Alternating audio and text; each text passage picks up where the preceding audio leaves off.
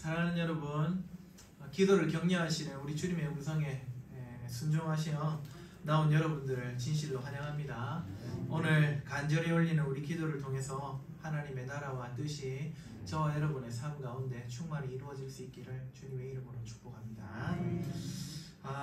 우리 주기님이 가르쳐 주신 기도를 살피는 중에 있습니다. 첫날에는 하나님을 부르는 그 부름, 하늘에 계신 우리 아버지 말씀을 드렸고, 지난주에는 이제 첫 번째 간구인 하나님의 이름이 거룩히 여김을 받게 해달라, 이 기도를 살폈습니다. 예수님을 통해서 구원의 하나님의 이름을 우리에게 주신 그 주님께서는 우리를 통해서 지금도 자신의 그 거룩한 이름이 더욱 영광받기를 원하신다고, 그래서 우리가 더더욱 복음 전파하고 또 하나님의 말씀대로 순종하며 살아야 한다고 말씀을 드렸습니다. 그리고 오늘 세 번째 시간 주기도문의 두 번째 간구, 기도 제목인 하나님의 나라가 임하도록 구하라는 이 말씀에 다다랐습니다. 여러분, 주님께서 가르쳐 주신 기도는요, 크게 나누면 두 부분으로 나눌 수 있습니다. 첫 번째는 하나님 간구라는 제목으로 불리고요, 두 번째는 우리 간구 혹은 우리 기도라는 제목이 붙어 있는 부분입니다. 이 중 먼저 되는 기도는 당연히 주님께서 먼저 가르쳐 주신 그 세 가지, 바로 하나님 간구입니다. 하나님 간구에서는 하나님과 관련한 기도의 내용이 세 가지가 담겨 있습니다. 그것이 무엇이냐? 하나님의 이름, 하나님의 나라, 그리고 하나님의 뜻.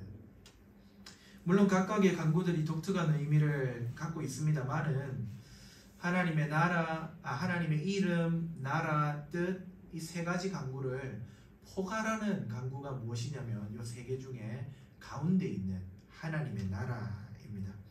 따라서 오늘 하나님의 나라가 임하시오며 하는 간구의 의미를 살피면서 정말로 하나님이 우리에게 기대하시는 바가 무엇인지를 깨닫고 그렇게 기도하며 응답받는 역사가 일어나기를 주님의 이름으로 축복합니다.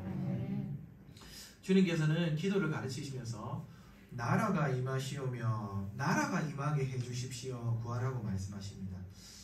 우리말 성경은 그냥 나라가 임하시오며 되어 있지만 정확하게는 당신의 그 나라가 정관사가 붙어 있습니다. 당신의 그 나라가 오라 기도하라고 합니다. 당신의 나라, 당신의 그 나라, 유일무이한 나라 무엇일까요? 당연히 하나님의 나라입니다. 하나님 나라가 바로 우리의 기도 우선순위며 하나님과 관련한 세 간구를 포괄하는 중요한 기도 제목입니다. 자, 그러면 하나님의 나라, 그 나라를 구하라고 하시니까 하나님 나라가 뭔지 알면은 이 기도를 구하는 데 도움이 될 것 같습니다. 그죠? 여러분, 하나님 나라 무엇일까요? 하나님 나라 많이 들었는데 뭡니까? 하나님 나라 다른 말로 하면은요, 하늘나라입니다. 유대인들은 하나님이라는 이름을 감히 이렇게 부르지를 못하고 그분이 계신 하늘을 하나님 대신에 표현을 하기도 했습니다. 그래서 지금 우리가 간구하는 나라, 주님께서 구하라고 하신 그 나라, 하나님의 나라는 하늘나라입니다. 하늘나라 한자어로 바꾸면 뭡니까? 천국입니다. 그래서 주님은 지금 우리에게 너희들은 천국이 임하도록 기도해야 된다 말씀하십니다. 여러분, 천국이 무엇입니까? 우리가 신앙생활을 몇 년 했는데 지금 천국을 물어보자면 어떻게 하자는 겁니까? 예, 물론 맞죠. 다들 잘 알고 계시겠죠. 그럼 오늘 조금 더 한번 이 개념을 잡아봅시다. 여러분, 하나님 나라, 우리는 지금 이 하나님 나라, 하늘나라, 천국이라는 말을 무수하게 듣고 지내지만은 사실은요, 신약 성경을 열기 전까지, 그러니까 구약 성경 창세기부터 말라기까지 읽을 때는 한 번도 하나님의 나라라는 단어가 등장한 적이 없습니다. 하나님 나라 혹은 천국, 하늘나라 아무것도 등장하지 않습니다. 하지만 단어가 없다고 해서 그런 생각, 그런 사상까지 없는 건 아닙니다. 하나님 나라의 개념은 구약 성경에 아주 많이 스며들어 있는데 바로 하나님이 왕으로서 다스리신다 하는 개념입니다. 여러분, 나라는 임금을 전제하는 말입니다. 임금과 백성. 그래서 하나님 나라라는 말은 하나님이 다스리시는 곳이라는 개념이 있다는 것이죠. 여러분, 요즘 여야 할 것 없이 대선 주자 레이스가 핫하죠. 그들 중에 누군가 대통령이 되겠지요. 자, 그러면 다음 주에 누군가 선출이 되었습니다. 그러면 대한민국은 누구의 나라입니까? 이재명의 나라입니까? 윤석열의 나라입니까? 혹은 허경영의 나라입니까? 아니죠. 헌법이 명하는 바 대한민국의 주권은 국민에게 있습니다. 다시 말해서 대한민국이라는 나라는 국민이 주인이 돼가지고 다스리는 나라라 이 말입니다. 그래서 대통령 대신 다스리는 겁니다. 대통령이 이 나라의 주권을 갖고 있지 않습니다. 국민이 다스린다. 이것이 민주주의 정치의 첫 번째 요소입니다. 하지만 이런 개념은 우리나라에서 생긴 지가 생각보다 얼마 안 됐습니다. 우리 엊그제 3일절 지났는데 겨우 1948년 일본으로부터 해방할 때 비로소 대한민국 헌법을 통해서 이 조항을 선언했습니다. 그러니까 뭐 지금으로부터 한 70여 년밖에 이 민주주의 개념이 서지 않았던 겁니다. 전 세계적으로 볼 때도 불과 300여 년에 지나지 않습니다. 그럼 지금은 민주주의 체제가 너무 당연하게 여겨지지만 뿌리가 얼마 되지 않았다 이 말입니다. 프랑스 혁명 이후에나 시민이 주권을 가지는 세상이 왔습니다. 그러면 여러분, 그 전에는 나라는 무엇이었습니까? 나라의 핵심은 무엇이었습니까? 나라는 국민이 아니라 임금이 중요했습니다. 유명한 프랑스의 루이 14세가 왕권 신수설을 지지하면서 한 말이 지임이 곧 국가다. 내가 바로 국가다. 내가 바로 나라다. 여러분, 국군은 국민이 아니라 왕에게 달려 있습니다. 이것이 왕국입니다. 이것이 나라입니다. 맞습니다. 국가의 흥망성쇠는 다스리는 왕이 누구냐에 절대적으로 의존합니다. 성군이냐 암군이냐에 따라 나라는 부국강병을 이루기도 하고 혹은 존망을 걱정해야 하는 위기를 겪기도 합니다. 이처럼 나라는 불과 300년 전, 우리나라로 치면 한 70년 전까지만 해도 누가 왕이냐, 어떤 왕이 다스리느냐, 나라 하면은 임금이 제일 중요했습니다. 이것을 다시 하나님 나라와 연결해서 한번 생각해 봅시다. 여러분, 하나님의 나라라는 말은 결국 하나님이 주인이 되셔서 다스리는 나라다 이런 말이지요. 하나님 나라는, 하늘나라는, 천국은 저기 어디 죽어서나 갈 수 있는 그런 곳, 예, 그것도 있겠죠. 거기도 하나님이 다스리시니까. 그런데 우리에게는 이런 생각이 거의 90% 머릿속에 차 있습니다. 그래서 천국은 아직은 없지만 나중에 우리가 죽거나 주님 다시 오시면은 갈 곳, 들어갈 곳, 영원한 낙원. 근데 여러분, 그게 아니라 하나님이 다스리시면은 그곳이 하나님의 왕국입니다. 나라는 임금의 통치가 핵심입니다. 여러분, 본디 천지 창조는요, 하나님 나라 건설 사업이었습니다. 저 죽어서 멀리 어디 가는 그 천국을 저기 우주 어딘가에 만드신 게 아니라 이 땅을 만드신 것 자체가 하나님이 임금 되시는 나라 만드신 겁니다. 하나님이 만드셨습니다. 누가 주인입니까? 하나님이 주인이고 임금이십니다. 하나님이 온 세상을 만드셨고 자기 뜻대로 다스리시겠다는 이야기가 바로 천지창조입니다. 성경은 첫 장부터 용어는 사용하지 않지만 하나님의 나라를 우리에게 보여주고 있습니다. 그런데 이 창조 장면을, 하나님 나라를 만드시는 장면을 가만히 보면요, 참 독특합니다. 하나님이 만드셨고 하나님이 주인이시고 하나님이 임금이니까 하나님이 직접 다스리시면 되죠. 그런데 하나님 그렇게 안 하십니다. 아주 독특한 방법을 선택하십니다. 바로 하나님의 형상인 하나님과 비슷한 사람을 통해서 세상을 통치하시는 방법을 선택하시는 겁니다. 창세기 1장 27절부터 28절에 하나님이 자기 형상 곧 하나님의 형상대로 사람을 창조하시되 남자와 여자를 창조하시고 하나님이 그들에게 복을 주시며 하나님이 그들에게 이르시되 생육하고 번성하여 땅에 충만하라 땅을 정복하라 바다의 물고기와 하늘의 새와 땅에 움직이는 모든 생물을 다스리라. 하나님은 자신의 형상을 닮은 아담을 만드시고 그를 대리 통치자로 임명하십니다. 원래는 하나님이 이 나라의 왕이신데 하나님의 형상을 똑 닮게 만드시고는 마치 하나님이 다스리시는 것처럼 잘 한번 다스려 보라고 사람에게 그 나라를 맡겨주신 겁니다. 예, 하나님의 이런 계획은 처음에는 성공적이었습니다. 여러분, 아담이 세상의 모든 생물에게 이름을 지어주는 장면을 기억하실 겁니다. 여러분, 성경은 아담이 이름을 짓는 대로 그 이름이 되었다고 합니다. 무슨 말입니까? 아담은 대리 통치자답게 권위를 가지고 통치권을 모든 생물에 대해서 잘 발휘했다는 뜻입니다. 마치 하나님이 다스리시는 것처럼 이 하나님 똑 닮은 사람, 하나님의 형상인 인간이 세상을 잘 다스렸습니다. 그런데 이 나라에 문제가 생겼습니다. 이 대리왕인 아담이 대왕이신 하나님의 자리에 오르려고 한 겁니다. 잘 아시죠? 타락 이야기. 여러분, 이 이야기의 핵심은 아담이 하나님처럼 되고자 했다. 여기 있습니다. 타락 이야기의 핵심. 여러분, 죄가 도둑질하고 살인하는 것처럼 윤리 도덕의 문제에 물론 포함이 되죠. 하지만 거기에 국한되는 게 아닙니다.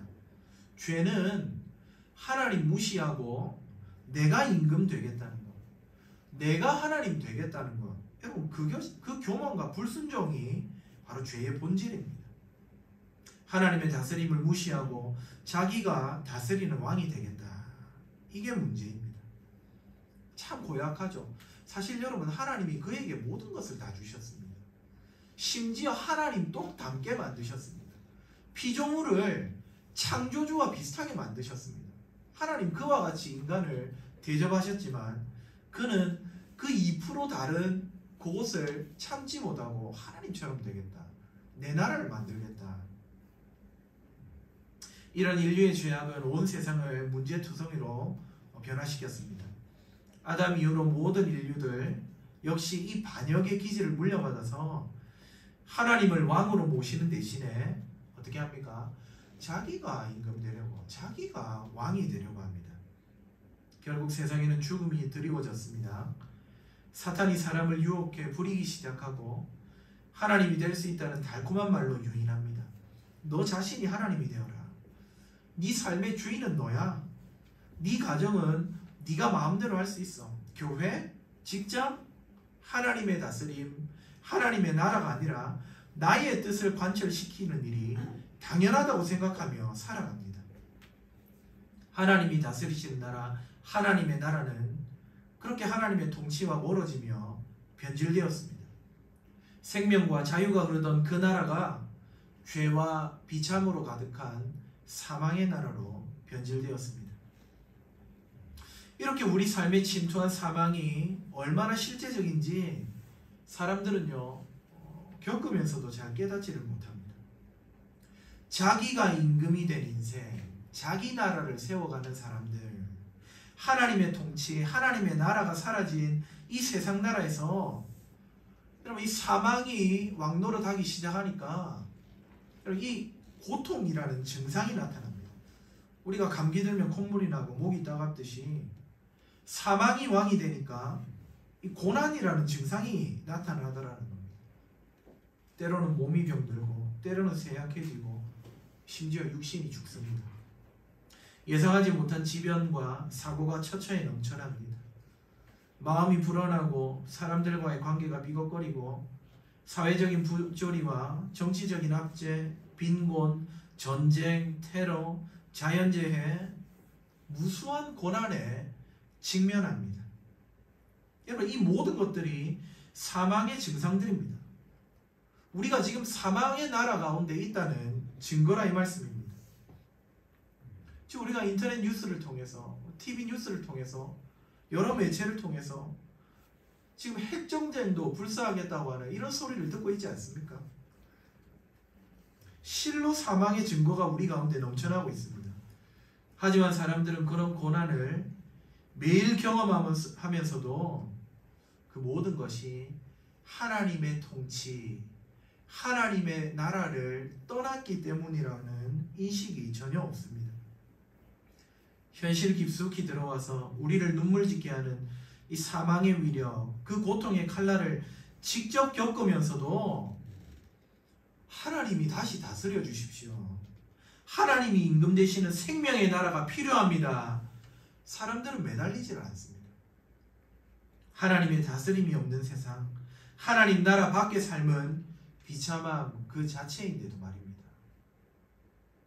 그런데 사랑하는 여러분, 하나님께서는요, 이런 죄와 사망의 나라로 변질되어 버린 이 땅을 내버려 두지 아니하시고 하나님의 다스림, 하나님의 통치, 하나님의 나라를 회복시킬 프로젝트를 아담이 범죄하던 그 현장에서부터 바로 회복 프로젝트를 실행하십니다. 바로 하나님께서 창세기 3장 15절에 약속을 주시면서 여자의 한 후손이 옴으로써 이 하나님 나라를 망쳐놓은 뱀을 물리칠 것이라 장담하신 것입니다. 그 한 후손을 통해 우리 인간들을 다시금 하나님의 나라로 불러들이시겠다고 약속하셨습니다. 그리하여 이 여자의 후손이 속할 민족을 꾸리셨는데 먼저 그 민족이 누굽니까? 이스라엘이죠. 성경에 기록된 수많은 이스라엘 백성 이야기는요, 이 고대 근동에 우리와 상관없는 한 부족의 이야기가 아닙니다. 그것은 철저히 우리에게 하나님의 나라, 하나님의 통치, 하나님의 다스림을 회복시켜 주시려는 하나님의 열심이 담겨있는, 하나님이 이렇게 열심히 일하면서 한 여자의 후손을 보내려고 역사하고 계셔 라고 보여주는 이야기들입니다. 다 중약하고 하나님은 이스라엘이 하나님이 다스리시는 일종의 샘플 나라가 되기를 원하셨습니다. 지금 온 땅이 다 하나님의 나라에서 죄와 사망의 나라로 변질되어 버렸죠.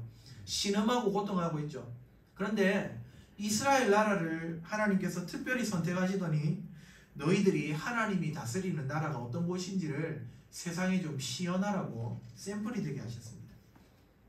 이방 나라는 다 자기 소견에 옳은 대로 행하더라도 이스라엘만큼은 하나님을 임금님으로 여기고 하나님의 율례와 하나님의 법도에 순종하면서 의와 공도를 행하는 하나님 나라 백성이 되기를 기대하셨던 겁니다. 하지만 아쉽게도 이스라엘은 이 온전한 하나님의 나라, 하나님이 통치하시는 곳, 하나님의 말씀에 적극적으로 순종하는 나라가 되는 일에 실패합니다. 되려 세상 나라처럼 부국강병에 더 정신을 쏟았습니다. 그 경건한 임금 다윗조차도 인구조사를 실시해서 어떻게 합니까? 아주 세수도 느리고 이 군사력도 키울 생각만 하고 있었던 것입니다. 자, 그러면 하나님께서 하나님의 나라, 자기 나라를 회복시키겠다고 이 프로젝트를 이 타락의 현장에서부터 시작했다고 말씀드렸는데, 이렇게 이스라엘의 실패로 인해 하나님 나라 회복의 프로젝트는 끝이 나는 것일까요? 그렇지 않습니다. 오히려 하나님은 그런 이스라엘의 부족함을 성경을 통해 보여주시면서, 그래, 너희들 힘으로는 그 나라를 온전하게 회복할 수 없는 것을 보았느냐 하십니다. 사람으로서는 하나님과의 관계를 다시 회복하고 그분의 다스림을 이끌어낼 수 없다는 사실, 즉 하나님의 나라를 다시 이 땅에 펼칠 수 없다는 사실을 깨닫게 하셨습니다. 그러면서 이제는 하나님께서 친히 자신의 나라를 회복시키고 이루시려고 일을 시작하십니다. 무엇입니까? 바로 약속하신 한 후손 예수님을 보내는 것입니다. 하나님의 말씀에 온전히 순종하면서 임금이신 하나님의 뜻을 이루실 이 새 이스라엘 예수님을 보내신 것입니다. 참으로 예수님은 자기 뜻대로 삶을 꾸려나가던 이 교만한 인류와는 달리 임금이신 하나님의 뜻이 아니면 아무것도 행하지 않으셨습니다. 철저하게 하나님의 다스림에 순종하셨습니다. 적어도 우리 예수님 안에서는 하나님의 다스림, 하나님의 통치, 하나님의 나라가 완전하게 임하였던 것입니다. 그리고 우리 예수님은 그 나라를 홀로 누리지 않으시고 바로 우리들에게 선물해 주셨습니다.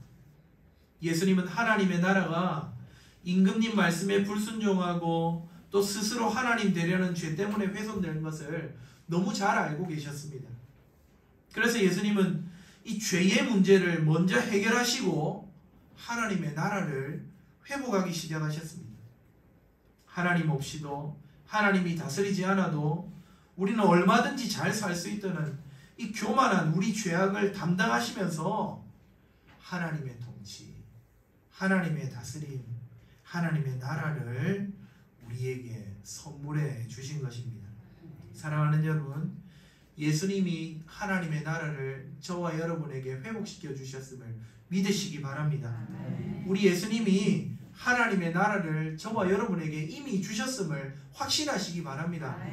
우리는 죄와 사망의 나라의 백성이 아니라 하나님 나라의 의와 기쁨을 누리며 살아갈 수 있는 사람들입니다.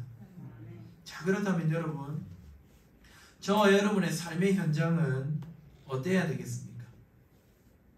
이제 하나님의 나라를 예수님 때문에 선물로 받아서 지금 하나님의 통치, 하나님의 다스림을 받는다. 하나님의 나라가 지금 우리 가운데 있다 하면은 저와 여러분의 삶의 현장이 어떤 모습이 나와야 되냐 이 말입니다. 당연히 예수님을 통해서 하나님이 속속들이 다스리셔야지 마땅하지요. 그것이 하나님의 나라가 임하는 일이지요. 그런데 여러분, 한번 생각해 보십시오. 어떻습니까? 여러분의 삶의 구석구석까지 우리 하나님이 임금이 되셔서 다스리고 계십니까? 하나님이 주권을 가지고 여러분의 삶을 지금 통치하고 계십니까? 여러분은 그 하나님의 통치에 순종하고 있습니까? 가정경제를 꾸릴 때, 가게를 운영할 때, 진로를 결정하고 교회를 섬길 때 우리는 하나님의 뜻에 순종해서 감당하고 있습니까? 아니면 나의 생각과 나의 계획대로 지금 우리 삶과 가정과 교회를 꾸려나가고 있습니까? 내 삶의 모든 현장에서 내가 가족을 위해 밥을 짓는 그 순간, 고객에게 물건을 파는 그 자리, 직장 상사에게 업무를 보고하는 그곳, 교회의 대소사를 결정하는 그 회의, 심지어 휴일에 오랜만에 나간 나들이 장소에서조차 하나님께서 다스리시는 것처럼 티가 나느냐 이 말입니다. 천국이 임하여 있습니까? 마치 아담이 그랬던 것처럼 우리 삶의 세밀한 곳까지 하나님의 대리자처럼 하나님의 뜻을 따라 결정하고 행동하고 살아가고 있는지를 저는 지금 여러분에게 묻고 있는 것입니다. 여러분, 정직하게 우리 자신을 돌아본다면 주님이 다스리시기보다 내 의향과 뜻대로 결정하고 나갈 때가 훨씬 많습니다. 여러분, 내가 결정하고 내가 다스리면 그건 내 나라죠. 그것은 하나님이 다스리시는 나라가 아니죠. 주님은 우리에게 하나님의 나라, 하나님이 통치하시는 좋은 나라, 생명의 나라, 기쁨의 나라, 만족의 나라, 샬롬의 나라를 주셨는데 우리는 우리가 임금되어서 내 나라를 자꾸 건설해 가니까 문제가 더 심각해집니다.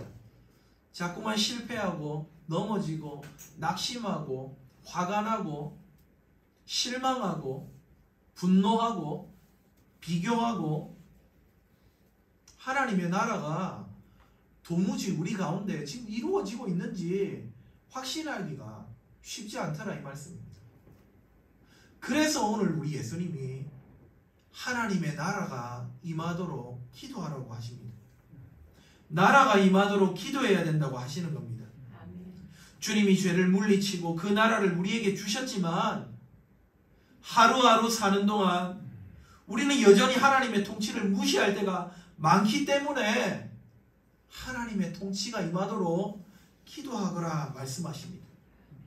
여전히 내가 삶과 가정과 직장과 교회의 주인이 되어서 하나님 노릇할 때가 많기 때문입니다. 하나님이 기뻐하시는 의와 인애와 신실함을 쫓기보다 나의 이득과 명예를 위해서 하나님 나라의 가치들을 버릴 때가 많습니다. 예, 주님은 그런 우리의 연약함을 잘 알고 계십니다. 그래서 가르쳐 주십니다. 하나님의 나라가 임하도록 기도하여라. 내가 너희에게 준 하나님의 나라, 하나님의 통치, 하나님의 다스림이 소멸되지 않고 너희의 삶 모든 곳에서 하나님이 주인 되시고 다스리심으로 하나님의 나라가 너희 가운데 이루어지도록 너희의 삶이 천국이 될 수 있도록 기도해야 된다 말씀하시는 것이죠. 하나님이 다스리시는 것처럼 의롭고 하나님이 주관하시는 것처럼 정직하고 하나님이 꾸려가시는 것처럼 온유하고 정결한 내 삶의 현장을 우리 힘으로가 아니라 기도를 통해서 그런 하나님의 다스림이 이루어지는 현장을 일구라고 말씀하는 것입니다. 사랑하는 성도 여러분, 하나님의 나라를 구하시기를 주님의 이름으로 축복합니다. 하나님의 다스림이 내 삶과 가정, 내 모든 영역을 인도하도록 간구하시기를 주 안에서 축복합니다. 더 이상 내가 주인이 되어서 사망의 싹스를 받는 그런 세상 나라의 삶을 살지 않도록 하나님 나를 다스려 주십시오. 기도하시기 바랍니다. 하나님의 나라는 오직 의와 평강과 희락이라고 하였습니다. 기쁨과 샬롬과 정의로움이 풍성한 나라가 하나님의 나라입니다. 음부의 골짜기 같은 이 땅에서의 삶이지만 40년 유리방황하던 광야 같은 곳이지만 예수님 가르침을 쫓아 하나님의 나라를 구하면, 그래서 하나님의 통치 안에 머물면 저와 여러분 하나님이 주시는 정의와 샬롬과 기쁨을 충만히 누리며 살아갈 수 있을 것입니다. 하나님의 나라가 임하게 하옵소서. 하나님의 나라를 힘써 소원하며 우리 개인과 가정과 직장, 교회, 나아가 열방이 우리 하나님의 다스림을 받는 천국으로 날로 더욱 변화되어 갈 수 있기를 주님의 이름으로 축복합니다.